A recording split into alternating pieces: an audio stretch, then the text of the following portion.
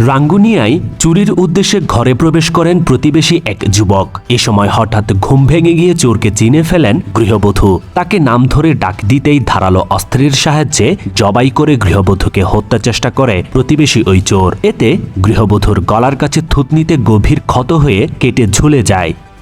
কক্সবাজারের চকরিয়ায় সমুদ্রমোহনায় মিলিত হওয়া একটি ছড়া খালের পানিতে ভাসতে থাকা কিশোরের মরদেহ উদ্ধার করেছে পুলিশ।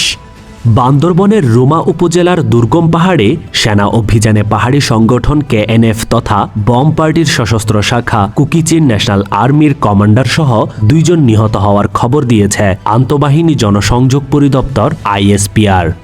আন্দোলনের মুখে পটিয়া থানার অফিসার ইনচার্জ আবু জায়েদ মোহাম্মদ নাজমুন্নুরকে প্রত্যাহারের পর ভারপ্রাপ্ত ওসি হিসেবে দায়িত্ব পেয়েছেন চন্দনাইশ থানার ওসি জুজুজ্জস চাকমা।